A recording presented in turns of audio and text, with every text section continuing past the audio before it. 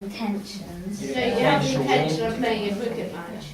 Well, just play normal cricket then. He makes it with the intention. How can he make it pleasing to Allah? Very good. This is the thing.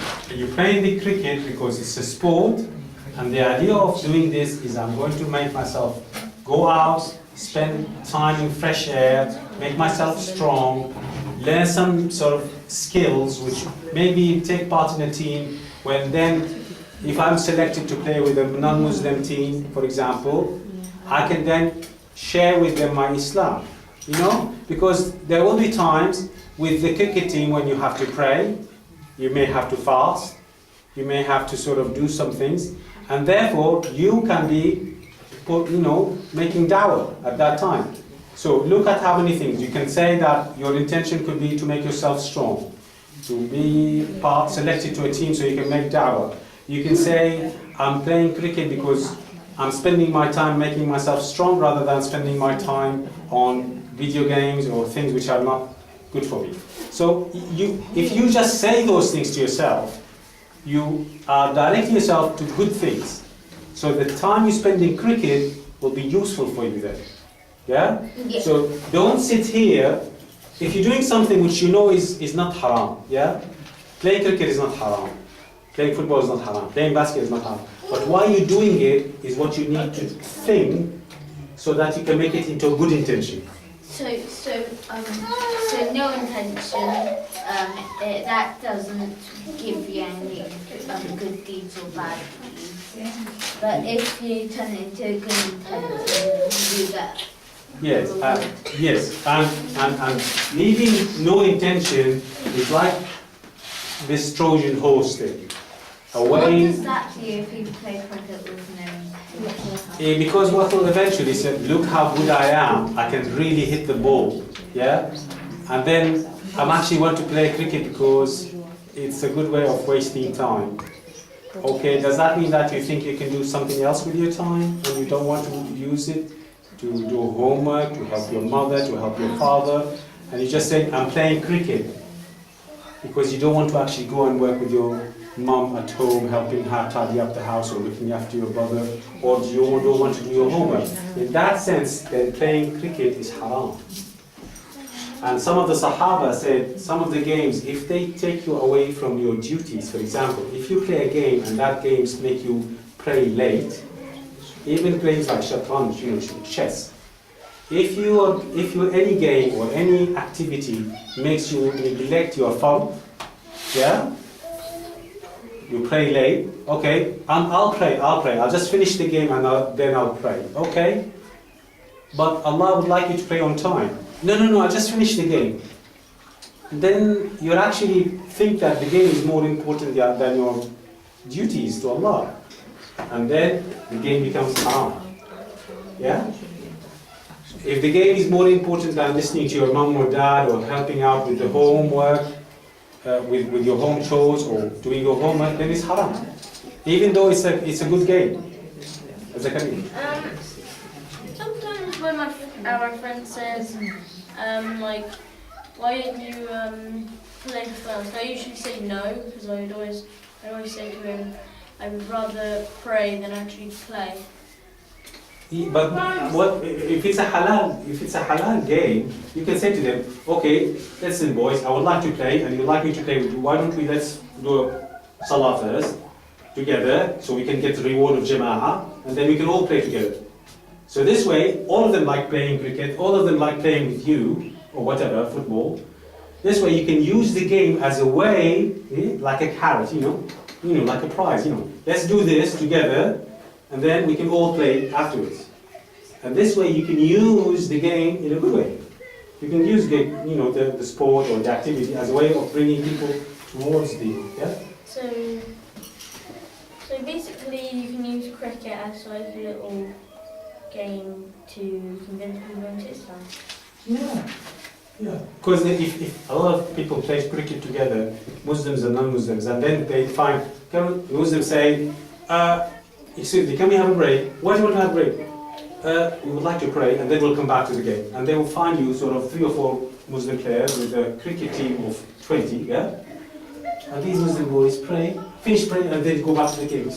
So why did you, and they will start asking you questions, Yeah, because I need to remember Allah who gave me legs, gave me arms, gave me eyes, and all those things I need for cricket. If he decides to take any of them, I'm not going to be able to play cricket with you. So I have to thank him all the time for this.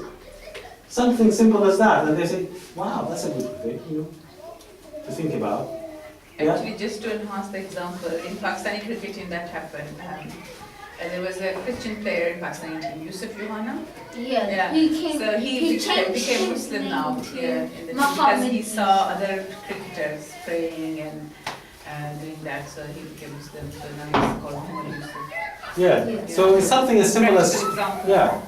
How many times you see Muslim players in football games around the world? When they do a goal, they'll say, they bow down, say, Mo Farah does that when he. yeah, sport can be a great thing to make dawah, yeah? Because people are watching them and they think, oh, they're cheering them up, and then this guy suddenly stops and do a prayer. Oh, they know everybody is eating and this guy is sitting there not eating. Why don't you eat? I'm fasting. Why are you fasting? I'm a Muslim. I should fast. Why are you going to get tired? No. And then they'll say, why? This guy is so super strong. And they ask you questions about it. So having an intention and the adab of the manners, the etiquette of having intention before everything you do means that Allah will make a lot of goodness out of it for you and for people around you. So that's why the adab is important. The adab of niyyah, the intention of having a reason for what you do is something you should always think about whenever you do anything. Remember, oh yes, why am I doing this? You might forget. You do it and then so, oh, why did I do this actually? Why did I start? Why am I finding myself doing this? And then you find yourself, there's a good reason for it, you carry on doing it. If you don't, fine, stop it. And say, I should probably not be wasting my time doing this. I should concentrate on doing something else. Yeah? Any questions? Okay. So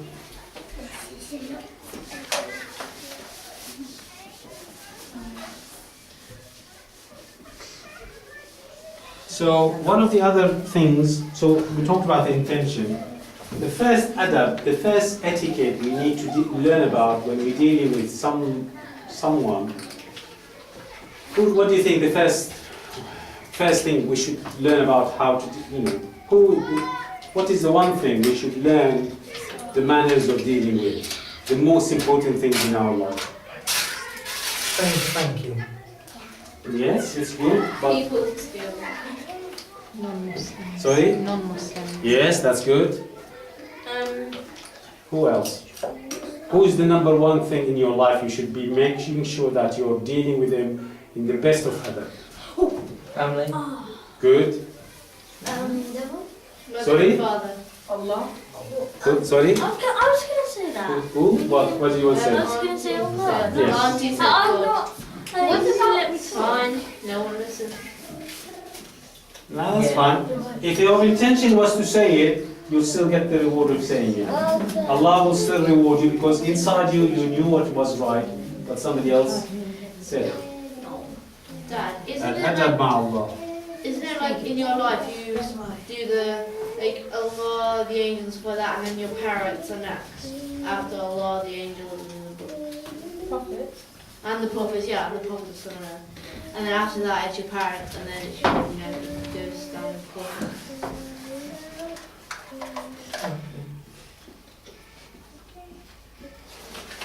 So your manners with Allah and how you should behave with Him. Okay, so why do you think, because you thought about it, you probably will know the reason why we should have good manners with Allah. Why?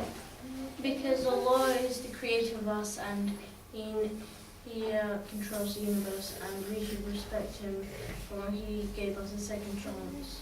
Very good, excellent. That's a fantastic answer, really good answer. Anybody else? Any other sort of reasons why we should have good manners with Allah? Because He, He created us, and then we should always, and then Allah can destroy us at any moment, even now. Okay, so maybe for fear. Because Fear of His power. my mum says we should fear Allah. Yes, good. What else? Fear Allah. We should respect most of the time we should respect Allah, but we should respect people around us too. No, talking about Allah. Okay. Let's get Uncle a chance. Because we are Abdullah, his slaves, Ahmad, and he's he is going to our break Rabb, the shoes, our put it master. down, and go into the floor and play with it. Huh? Because we are Abdullah, his slaves, and he's our Rabb, our master. Yeah, because he's a master. He owns us. Yeah, owns us as slaves. Zakaria. We should respect him because he let us have a choice instead of just he decides what is good for us. Okay, so respect, fear. He owns us as slaves, therefore we have a duty towards him. You said he gives us things. Gives us. Giver. Generosity. Generosity. For his generosity, we should treat him because of his generosity. You said?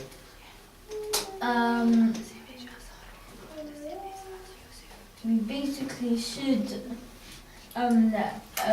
manage to Allah as thanks too for what He gave us. Thanks. Thankful for his bounties.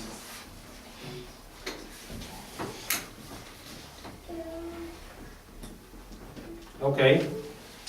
Girls, Isra, give us some example. Why do you think we should be? Why should we have good manners to Allah? Because basically he's a good, and also on the day of judgment, and that decides your fate.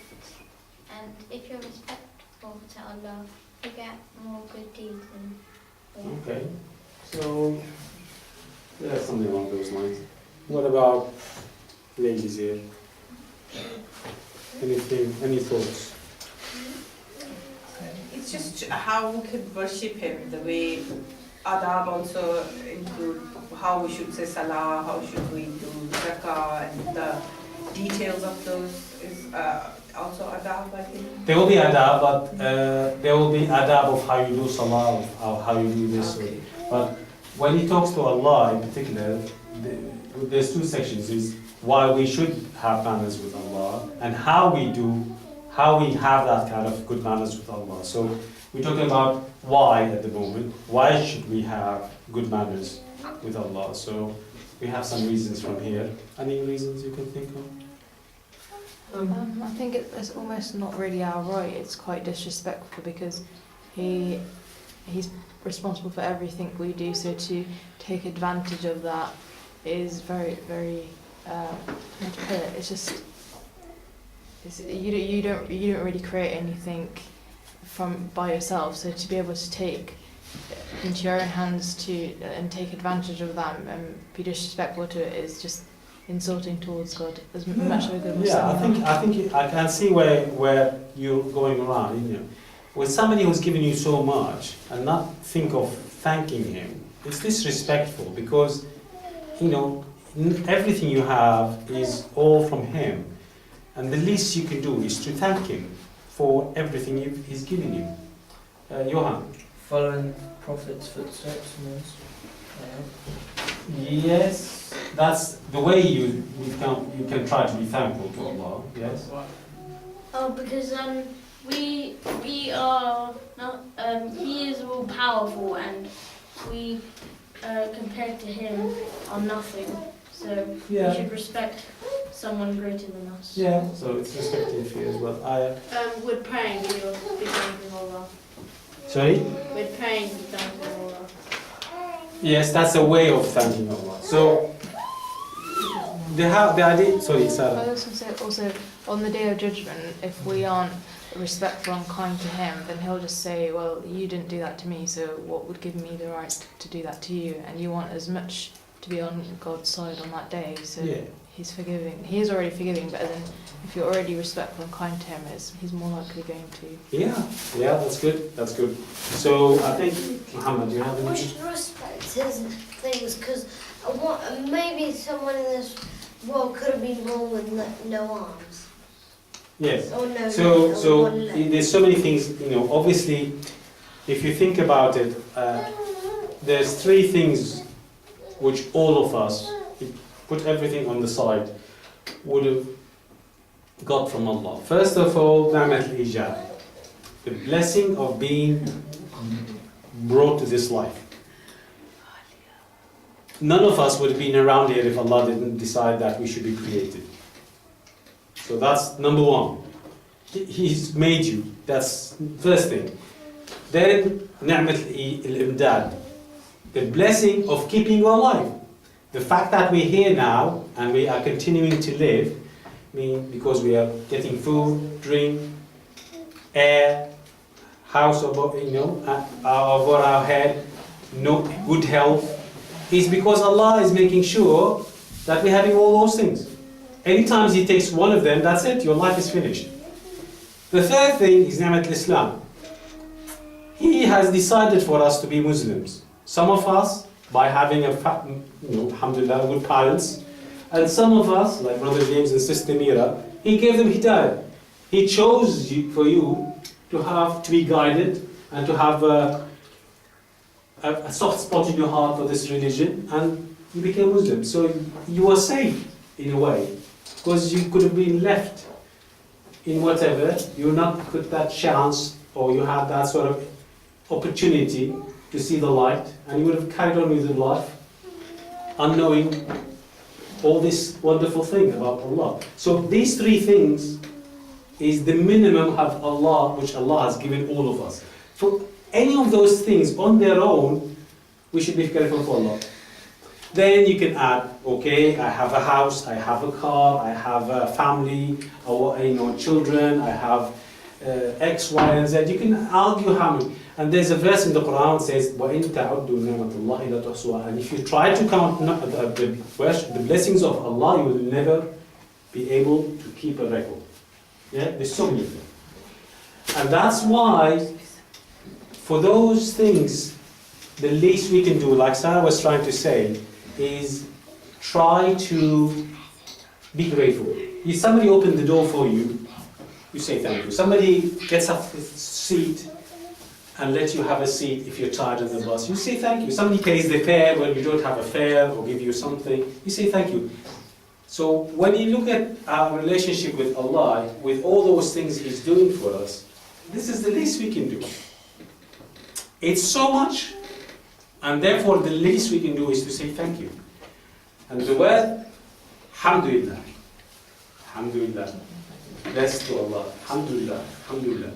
And if you slip alhamdulillah, say astaghfirullah, forgive me Allah, because you are missing out on thanking Allah enough, and you're never thanking all what is due. Yeah, we're always going to be short behind. Yeah, if you look at it, if we start just with this, let's thank Allah for our life. What about, you want to thank Him for the first minute of your life, the number 100, 1,000, 1 million minutes of your life? Let's talk about your eyes. You're not going to be able to thank Him for all of that. So which means that you're going to miss out on thanking Him for something. And that's why we say astaghfirullah. Oh Allah, forgive me for slipping and missing out on thanking you. So subhanallah, alhamdulillah, wa la ilaha illallah, wallahu akbar, wa astaghfirullah. All those things are part of thanking Allah. Zakaria. And we have to have good manners to Allah, because also in our manners, in our Islamic manners, Oh. Sorry? in our Islamic manners, like we say, like alhamdulillah, we always mention His name, so we should respect Him as He